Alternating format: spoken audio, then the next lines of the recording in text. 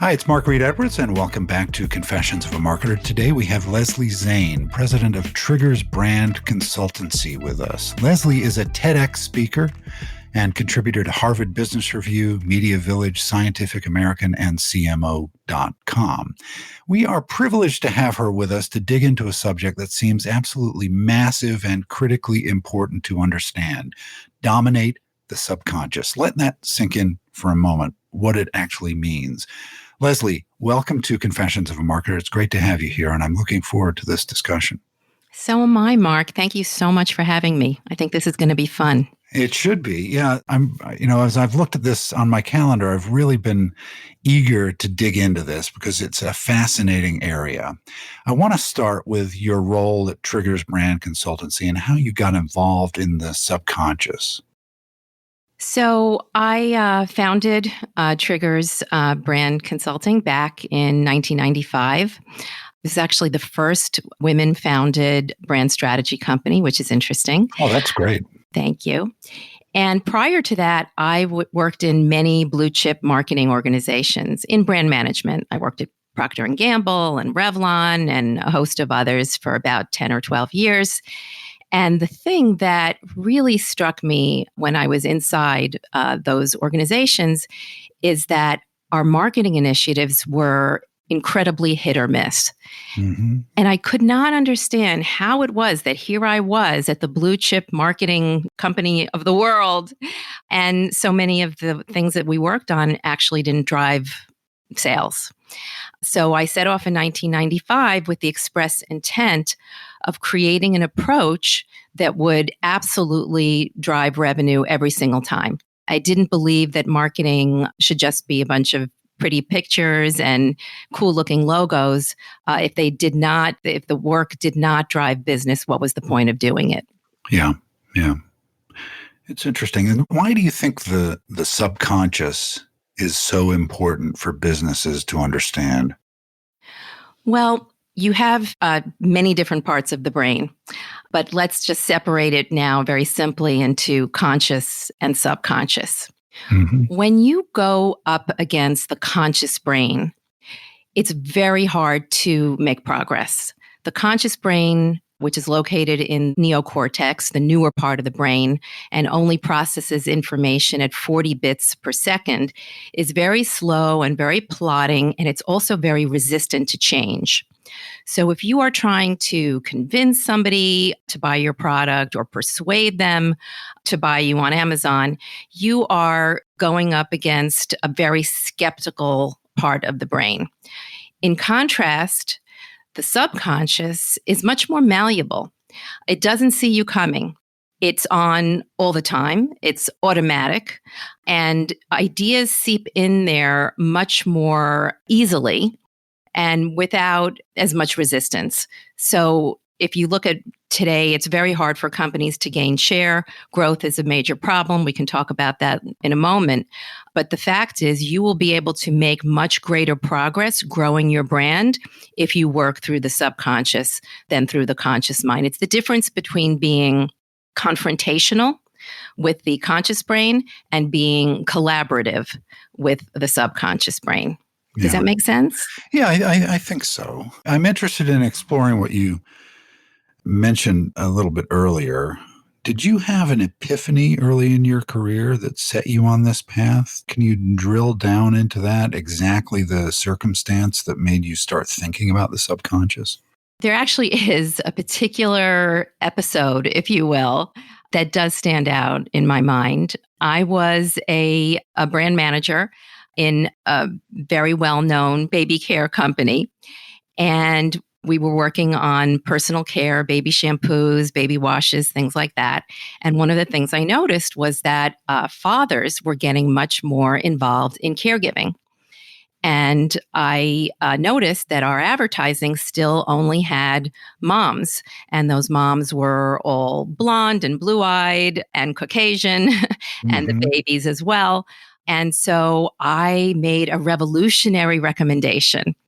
I recommended that we put the first father in a baby care ad. Hmm. Well, that may sound very simple and easy to make happen today, but back then it truly was revolutionary and it met with a great deal of resistance. Men don't have babies, right? There was that. There was that it's still moms who buy these things. We don't have any research showing that this is important. And I kept on pushing my recommendation. And finally, I had my performance review. And my performance review said very clearly in black and white, to my chagrin, Leslie is too passionate about putting fathers in advertising, and this is an executional concern, not a strategic one. Well, this was a knife in my heart. Yeah, that must have hurt. It really hurt. It was really hard for me to get over that. I really felt, I didn't mention earlier that between college and business school, I worked at Bain & Company, which is all about strategy. Sure. And so I fancied myself a pretty strategic person. So saying that this was executional and not strategic was really quite the insult. So after I got over that, I didn't stop because I'm pretty persistent. I kept trying to find data and different ways of explaining to the organization how important this was. And they finally did put the first father in a baby care ad. And what do you think happened, Mark? I think the results were probably speaking for themselves, huh? Products started flying off the shelves, and it was the highest scoring commercial in the company's history. And it was probably a good PR move too, right? It was. And for me, it was also an epiphany. It was the epiphany that really put me on my path, my journey, because what I had unknowingly found was a trigger. I had found this subconscious cue or code, father and baby, which was much more powerful than mother and baby. And it was filled with a host of positive associations. Everything from modern and progressive, and this is a dad who really cares about his baby, and I'd like to have a husband and father like that, to hey, he's pretty cute. And so there were all these, it was packed with, supercharged really, with all these positive associations that worked at a subconscious level, not at a conscious level. It was nothing that had ever shown up in any of their research, because it's something that anybody would just come up with. And it certainly wasn't listed in the brand tracker of attributes. It was an association that was just extremely powerful. And so that was the moment that I realized that the subconscious definitely had a direct linkage to the growth of a brand. And that's what I'm really excited and passionate about, which is that the way to grow brands out in the marketplace actually starts with growing brands in the subconscious. So let's talk about that. What is subconscious marketing and how does it differ from conscious marketing?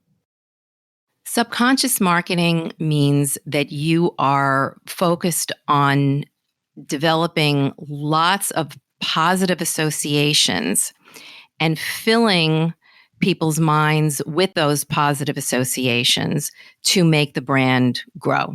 So what is a brand? A brand is a collection of associations that live in our memories.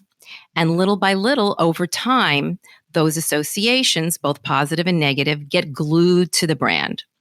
It's basically cumulative memories. That's what a brand is.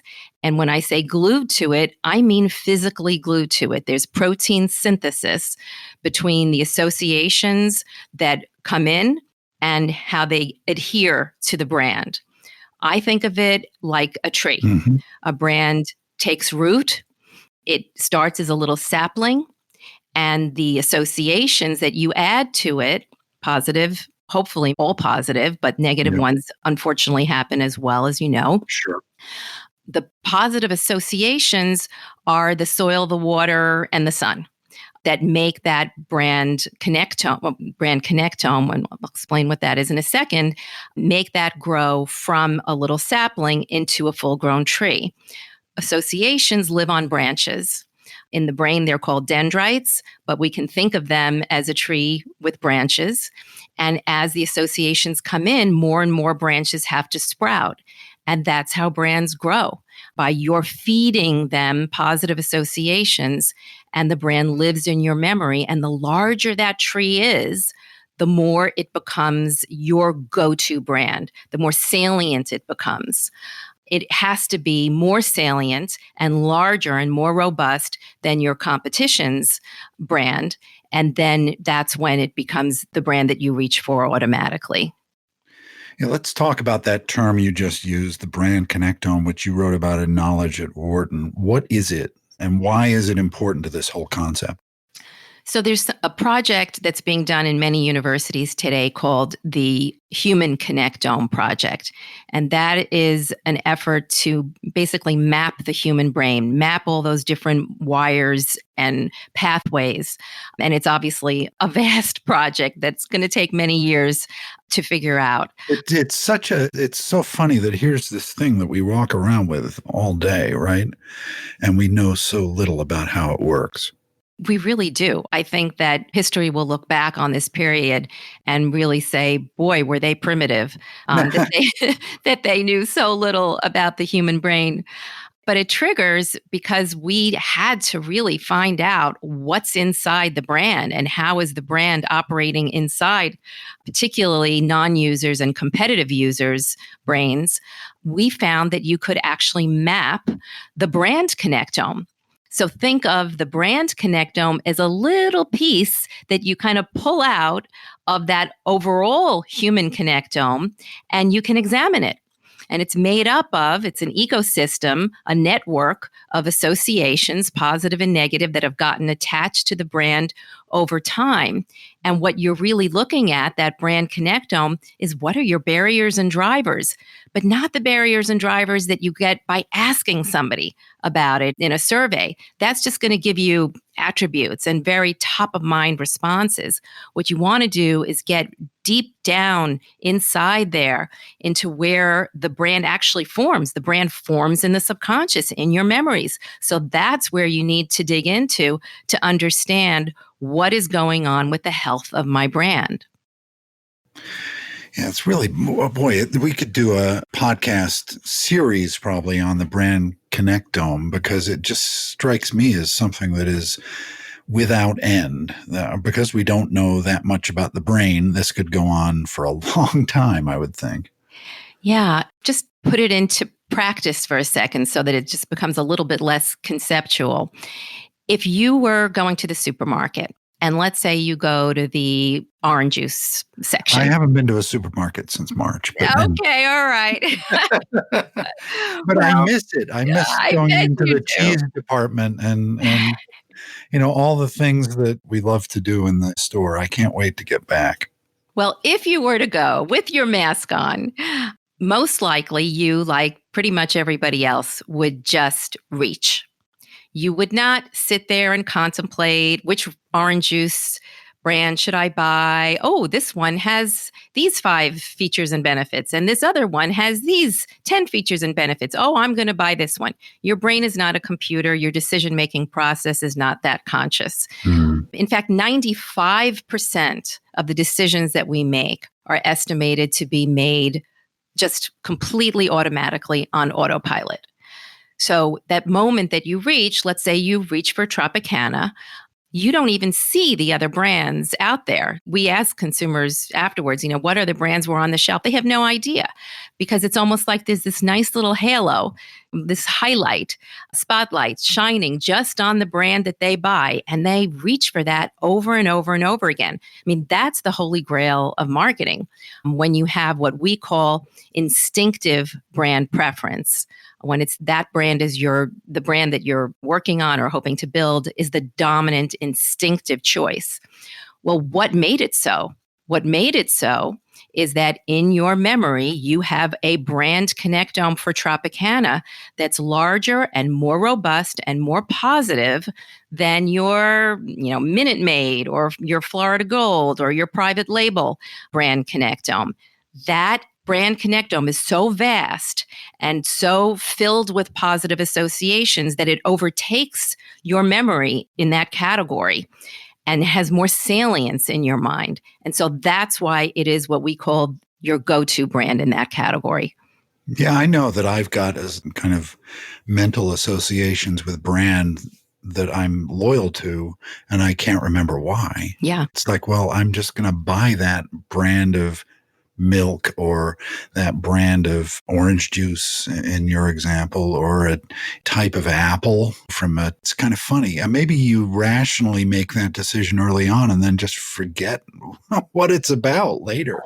I think that's true. I think that really what's happening is that your positive associations about that brand have accumulated over time. Yeah. And without your realizing it, and formed this vast ecosystem of positive associations. And you're just a robot at that point, choosing that brand over and over again. I like to say, you don't make your brand choices, your Brand Connectome does. It's deep inside and it's dictating what you do for the most part every single time. Now, you can interrupt that. I can incentivize you to buy something else. I can target your conscious brain and I can give you a coupon. Right. I can discount something so deeply that I will cause you to go buy something different. But I will not have achieved instinctive brand choice there. I won't have changed your instinctive brand preference. That's why it's so important for business leaders to understand that they have to really focus on the subconscious. That is where the brand actually forms in the first place. And that's where you want to start influencing the Brand Connectome that they're working on to make it healthier and more robust than that of their competition. Yeah, fascinating. So you called the Wharton article Cracking the Code on Brand Growth, and I'm sure my listeners would love to get that code. So what is the discovery you made about how brands actually grow? So, as I mentioned earlier, the Brand Connectome starts as a sapling and then grows into a full-grown tree, hopefully, if you're fortunate and you have been doing the right things, adding the positive associations as many as possible and pruning the negative associations. The negative associations happen by themselves. The brain often creates those negative associations, or maybe it'll misinterpret something that the brand has done and created a negative association that you need to get rid of. So several years back, McDonald's was in trouble, as an example, because so many of these viral videos were out there saying that it wasn't real food. There was all these negative processed chemicals in the food. None of that was true, but the viral videos were making people believe that they were. And so they had accumulated negative associations that they didn't put there, but sort of the brain had created. And it's the job of the marketer to prune those negative associations, because what the negative associations do is they actually weigh down your growth. They hinder growth. And so the key to growth, to growing brands, is basically two things. You have two pretty simple principles. One, you have to have a higher ratio of positive versus negative associations. The higher ratio of positive to negative associations you have, the faster you're going to grow. And second, you have to have a large, robust brand connectome. And this is a physical thing. I'm not talking figurative share of mind. I'm talking physical share of mind. It's almost like, a game of Monopoly. You need to own more physical real estate in the brain, in people's memory structure. And that is the key. Those are the two keys to growth. Higher positive to negative ratio and a large and robust connectome that you keep feeding with positive associations. So when they say, I need a widget, the first thing that comes to mind is Acme Widget Company. Exactly. Yeah. You want to be the brand that they think of first. And the key to that is that brand connectome is more salient in your mind.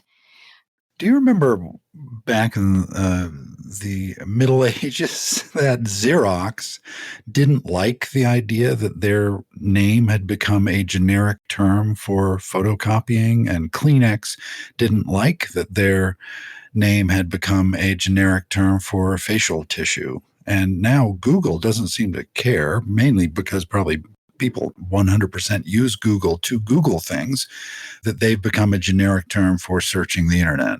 I totally agree with what you're saying and where you're headed. I think that basically that meant that Kleenex and Xerox were dominating their categories. They were the go-to.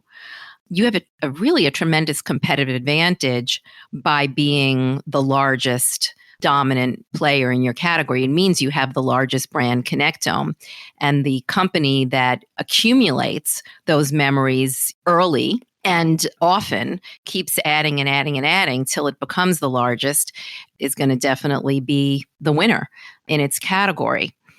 Now, that doesn't mean that you can't make inroads. And so many of today's disruptors have shown that you can. In that same article, at Knowledge at Wharton, I talk about Dollar Shave Club.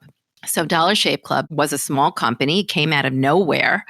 And how did they do it? How did they make inroads in the likes of Schick and Gillette, these behemoth razor companies? How did they do it so fast? Well, they did it by adding a lot of positive associations to their brand very quickly and simultaneously giving negative associations to the other larger razor brands. Yeah, they did it with an attitude that you rarely see these days. I mean, they were kind of a kick-ass and take names company, and their advertising was incredibly good.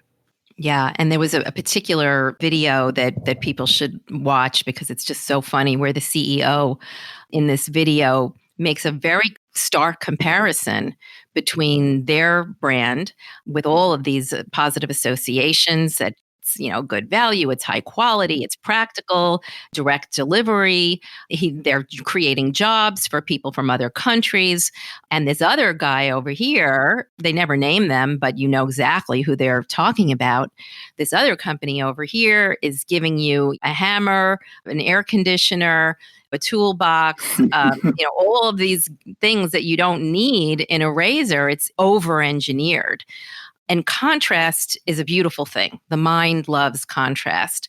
And so by very starkly setting up that they were just this very simple kind of razor that's high quality, but really what your grandfather used and all you really need, versus this over-engineered thing, they made you feel like you were paying way too much money for the other brands. And, suddenly people just came over. So they drove incredibly high conversion at an accelerated pace. Yeah. And they were bought for like $1 billion or something like that, weren't they? They were. And I think that really shows that even though the larger brands do have sort of that initial advantage because they're just so large in the brain, there's hope for smaller companies. There's hope for the, number 2, 3, 4, and even, a complete startup, a totally new company to make those inroads. But they do have to set that contrast up between the two, add lots of positive associations quickly.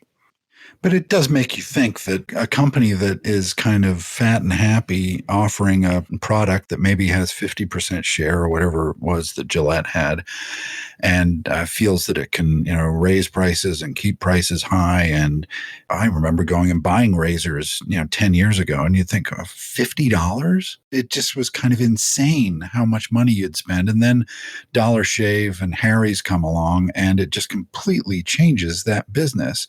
And it makes you realize that big companies need to think about what's on their flank, because they're not protected from insurgent companies like maybe they were before the world was flattened by technology. I totally agree. And I really like the way you said that, because one of the things that we've found in working with clients from Fortune 500 companies for 25 years is that marketers tend to examine their categories in a fairly insular way. They tend to just look at the competition that's very much like them, not realizing that from a consumer standpoint, there are porous walls between categories. And really anybody can come in from anywhere, and it's happening all the time. That's really how disruptors do it. and they're blindsided.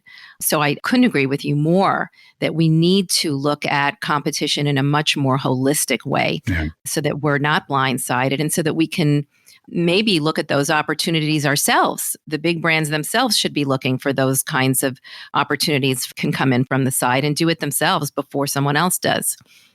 I think Amazon is a prime example, no pun intended, of doing that, looking at the market in totality and thinking, where can we enter the USB power supply market or something that most companies wouldn't even think of. And they think, well, we can do it a little bit cheaper and do it a bit better and sell it to our customers because we've got such reach. I totally agree. I think they are doing a good job. They're preempting and they're thinking about all the different ways that their expertise can be applied to many different areas.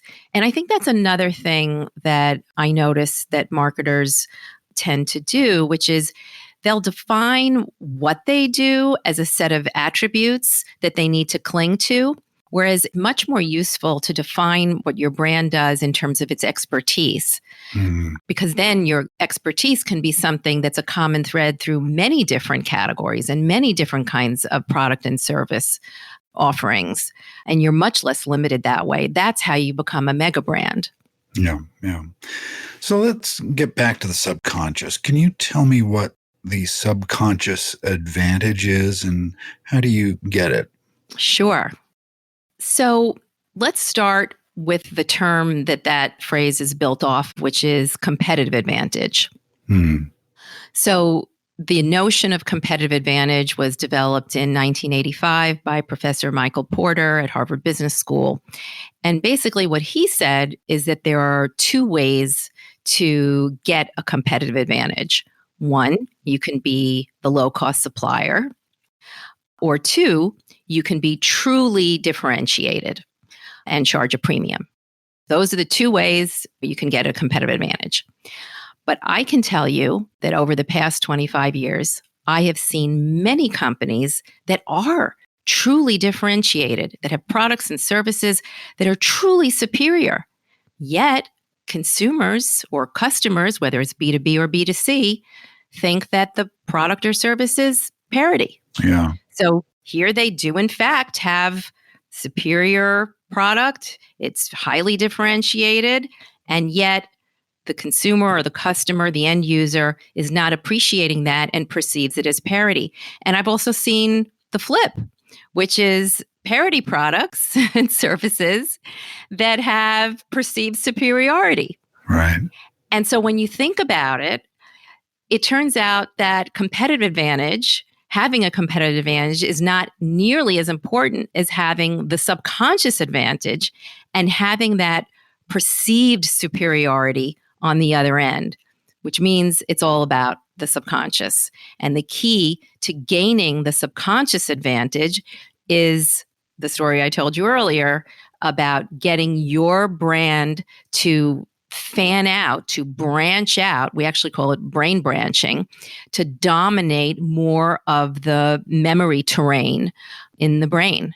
That is the key. And perceived superiority is made up of a lot of different things, which we can talk through. But that is really what you need in order to have subconscious advantage. Yeah. I think of this firm Quibi that was in the news recently for being around for about 9 months or so and having an investment of like 1.7 billion or something like that. That's going out of business. And they were presenting short episodic videos. And no one really, they probably thought, well, we've got a differentiator because all our videos are short and really well produced. And yet there was no subconscious advantage for them. People didn't think, oh, I guess I need that, right? Because I can go to YouTube and watch what I want, or Netflix or Disney Plus or any of these other services. And maybe length of video and format of video is not as important as the familiar things that you know. Yeah, no, I think that's a great example. It may have had a technological advantage or a technological differentiator, but there were many more associations that they would have needed in order to create that perceived superiority. Plus, there's the habit factor, Mm. the habitual nature of using the platforms that you're already using. There would need to be, a real good reason or many good reasons to incorporate another one in your life or to switch to that one. Yeah, whereas Disney Plus has the association with Disney. And I think everybody in the world has some kind of subconscious association with Disney in some way because of just their omnipresence. I think that's true. They also have tremendous nostalgia. Nostalgia is one of the strongest forces because what's happening is when you say Disney Plus, you're actually connecting back to an entire connectome of experiences, movies, Yeah. shows, visits, Disney World, Disneyland, the characters, there's an entire vast connectome of associations that goes with that's summoned. And that creates that built-in subconscious advantage, that built-in perceived superiority. And that makes me think of that scene in Mad Men. We mentioned Mad Men earlier, but that makes me think of the scene in Mad Men where Don Draper is presenting his concept to Kodak about the slide projector. And it's all about memories, right? It's all about nostalgia for, photos that you took years ago and being able to present them and show them. And it's that same feeling, right? That's exactly right. And there's actually a misnomer that many marketers think that using nostalgia and leveraging nostalgia will make their brand old-fashioned, but that could not be farther from the truth. Millennials, even younger than millennials, all have a very powerful connection to things that happened in the past. They're curious about it. And it's very, very motivating. As long as you don't just stay stuck there, if you still show as a company, as a brand that you're innovating and moving forward, actually the combination of those two things, hooking into the nostalgia while also showing that you're moving forward, are some techniques that really actually help brands grow. Yeah. So why don't more companies use subconscious advantage? Well, we are all creatures of habits, and that includes marketers and business leaders. And quite frankly, we have all been taught a set of marketing principles. And those marketing principles are still being taught in business schools. They're still being taught in companies like Procter & Gamble. They consist of ideas like persuasion and appeal. These are ideas that our work for the last 25 years has shown not to be that effective. You really can't convince anybody of anything. Right. And you can't persuade them of anything. All you can really do is change and influence the brand connectome inside people's memories. So the problem is that we are using a set of traditional marketing principles from a rule book that was created in the days of Mad Men, or maybe even earlier. And yet all of the brain science that we now know about, behavioral economics, neuroscience, psychology, anthropology, all of those were discovered later. And what it really should do is make us question the rules that we're using. At Triggers, we have a whole new set of the new rules of marketing, which are based on brain science, and that's why they work. But I'm on a mission. You asked me why it isn't happening today. That's the reason why, because we're still being trained on the old rule book and we need a new rule book. But that is kind of my mission, my purpose. I am championing a new way of doing marketing that's actually easier and requires less resources because you're leveraging the brain's own behavior change mechanism. That is going the path of least resistance versus confronting this conscious brain and trying to persuade it of something it doesn't want to do. Right. This has been fascinating. I feel an obligation talking to anyone these days to talk about COVID, and I'm interested in your perspective on it and what advice you have for companies in this trying time. We're recording in late October, and there's a spike happening. There's an election happening in a few days. And I'm just interested in what advice you have for companies right now.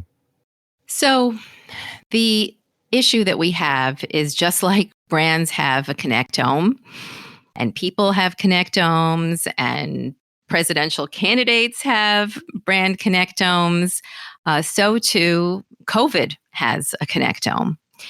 And it turns out that the COVID connectome is made of two different clusters. So think of it as a tree that branches off into two large trunks. One trunk, one cluster, has lots of associations that are related to preservation. And that is driven very much by our survival instinct. We are staying home. We want to sort of pull the covers over our heads. We want to bring our family close to us. It's accompanied by other associations, lack of spending, risk aversion, being concerned about our health. And so this giant cluster around preservation. On the other hand, there is another part of the human experience in the COVID connectome, and that is a set of associations that are related to perseverance, moving forward, making progress, building businesses, hiring people, undertaking new ventures. And the problem right now is that the preservation cluster of associations is dominating the perseverance cluster. And the reason that the consumer confidence index is in the basement is because that metric, which is way up here, what's really underneath it is these two clusters that are vying for dominance. And until the perseverance cluster grows larger and overtakes the preservation cluster, we are going to have an economy that's in the doldrums. So what can a company do about that? What can companies do about that? What we need to do is we need to make people feel safe. We need to make them feel protected. So we need to satisfy that risk aversion and their survival instinct and make people feel comfortable that they're going to be okay. Put in all the safety measures, make sure everybody's wearing masks, clean everything, and overdo it on those attributes. And simultaneously inspire people to move forward. And it's sort of a 1-2 punch. Inspire them, encourage them to take on those plans, to make those vacation plans, to hold that party, but to do everything in a safe way, or maybe not hold a party today, make plans for a party in the future. Yeah. Or do it on Zoom. But that is really what companies have to do if they want to help spur the economy back into a positive state. So we've talked about a big subject, subconscious. What is the message you would like to leave people with on that subject? I would say that the good news is that every brand at every stage has the potential for higher growth. There is no such thing, by the way, as a mature brand. It doesn't exist. There are no built-in life cycles for brands where brands must go from, birth to getting older to maturity and then decline and ultimately go to the grave. The notion of a built-in life cycle for brands is a misinterpretation of the fact that as brands go on, they do tend to accumulate negative associations. But that's a misinterpretation of the data. Mm-hmm. What's really happening is that they have accumulated negative associations that haven't been pruned, and those negative associations are hindering their growth. So the good news is that every brand has the potential for higher growth, and all you need to do is to keep feeding your brand positive associations, prune the negatives, and keep innovating and developing and evolving your brand so that it stays healthy and robust. The Brand Connectome is the most important metric for understanding the health of your brand. It's not a proxy. It's actually looking at the brand in the brain of your growth target, and it's really the key to growth. This has been great. I'm sure my listeners, they'll want to learn a bit more. So how can people get in touch with you? Put a note in the show notes. Sure. They can contact me through LinkedIn, Leslie Zane. You can contact me through my website, triggers.com or lesliezane.com. I always love meeting new people and would love to connect with anybody who's listening and have a conversation. Great. Leslie, thanks so much for sharing your wisdom with my listeners. It was great having you on. Thank you for having me, Mark. This was a lot of fun. All right, that does it for this week. Thanks for listening. I'm Mark Reed Edwards, executive producer, writer, and host of Confessions of a Marketer. Shep Salau is my producer, helping put together the shows every week. Annalyn Timball is my assistant, and she helps with guest relations and getting everything scheduled just right. Thanks, Shep and Annalyn. Confessions of a Marketer is a trademark of Podco Media Networks, and this episode is copyright 2020. Stay healthy, and see you next time.